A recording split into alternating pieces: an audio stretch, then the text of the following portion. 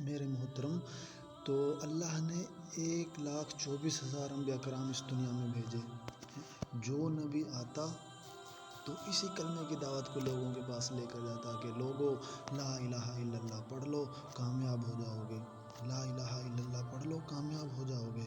جس نے وقت کے نبی کی بات کو مانا وہ اس دنیا میں بھی کامیاب ہوا اور آخرت میں بھی ہمیشہ ہمیشہ کے لیے کامیابی ان کے سروں پہ لکھ دی گئی. اور جنہوں نے وقت کے نبی کی بات کو نہیں مانا وہ اس دنیا میں بھی ناکام ہوا اور آخرت میں بھی ہمیشہ ہمیشہ کی ناکام ہوا.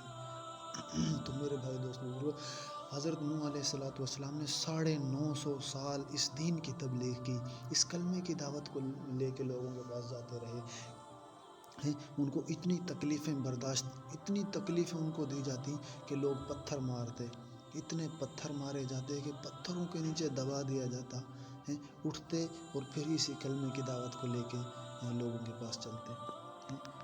تو اسی طرح حضرت ابراہیم علیہ السلام کو جو ہے کتنی تکلیفیں دی گئیں، ان کو آگ میں ڈالا گیا، اللہ نے کیسے ان کی حفاظت کر کے دکھائی. سب سے آخر میں میرے آپ کے نبی، دو جہانوں کے سردار حضرت محمد صلی اللہ علیہ وسلم اس دنیا میں آئے، وہ بھی اسی کلمے کی دعوت کو لوگوں کے پاس لے کر جاتے تھے. اسی کلمے کی خاطر ان کو کتنی تکلیفیں برداشت کرنا پڑی، کتنی بھوک پیاس فاقے برداشت کیے، اولاد کو ذبح کروایا. جنگ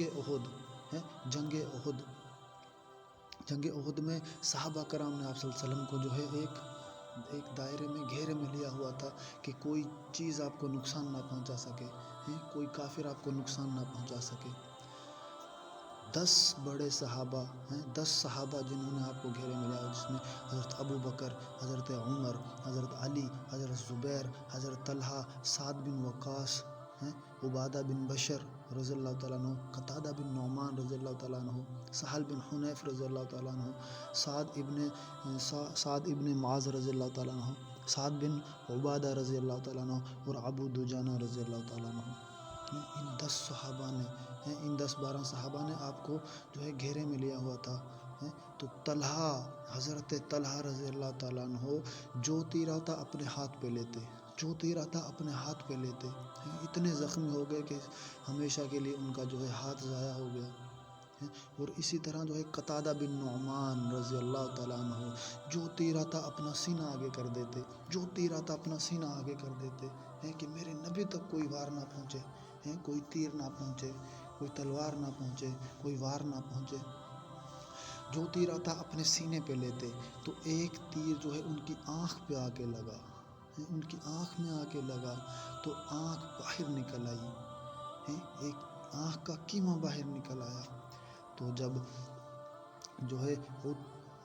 جب حضرت نعمان رضی اللہ تعالیٰ قتادہ بن نعمان آپ صلی اللہ علیہ وسلم کو جب دیکھا تو رونے لگے. آپ صلی اللہ علیہ وسلم نے اس کا جو ہے آنکھ کا کیما اپنے ہاتھ میں لیا اور قتادہ بن نعمان کی آنکھ پہ رکھ کے یوں آسمان کی طرف منہ اٹھا کر کہا، اے میرے رب، اے اللہ، تو جانتا ہے کہ قتادہ کی آنکھ تیرے حبیب کی حفاظت میں ضائع ہوئی ہے، تیرے دین کی جو ہے حفاظت میں ضائع ہوئی ہے، یا اللہ پاک. اور دعا دی، یا اللہ پاک اس کو پہلے سے بھی بہتر بنا دے. اور جب ہاتھ ہٹایا تو پہلے سے بھی بہتر ہو چکی تھی. تو جو تیر آتا صحابہ کرام اپنے سینے پہ لیتے، ہاتھ پہ لیتے ہیں، کوئی وار آپ صلی اللہ علیہ وسلم نہ پہنچنے دیا. تو ایک کافر عتبہ بن ابی وقاص مکے کا تو اس نے ایک طرف سے پتھر اٹھایا تو ایک طرف ہو کے آپ کو مارا. جب اس نے وہ پتھر مارا تو صحابہ کی نظریں تھیں تیروں پر، تلواروں پر، تو پتھر نظروں سے اوجھل ہو گیا. اس نے مارا تو وہ آپ صلی اللہ علیہ وسلم کے آ کے منہ پہ یہاں لگا، یہاں.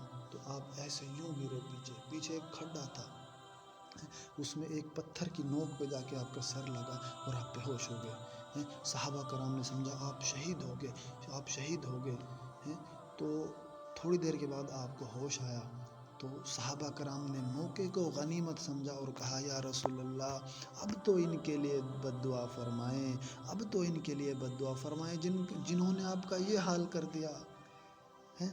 تو حضور پاک صلی اللہ علیہ وسلم نے ہاتھ اٹھائے اور صحابہ سمجھ رہے ہیں کہ اب عہد والے، اب یہ کافر یہ بندر خنزیر بن جائیں گے، اب ان پر آگ کی بارش ہوگی، اب اللہ پاک ان پر پانیوں کے عذاب بھیجیں گے، ہواؤں کے عذاب بھیجیں گے، ان کو زمین ان کو دھنسا دے گی، ہوائیں اڑا دیں گی، پانی بہا دیں گے، آسمان سے پتھروں کی بارش ہوگی.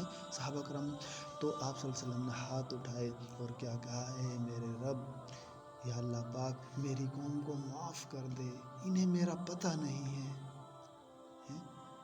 یا اللہ پاک ان کو معاف فرما دے. اتنی تکلیف دینے کے باوجود ان کے لیے دعا فرمائی، بد دعا نہیں دی.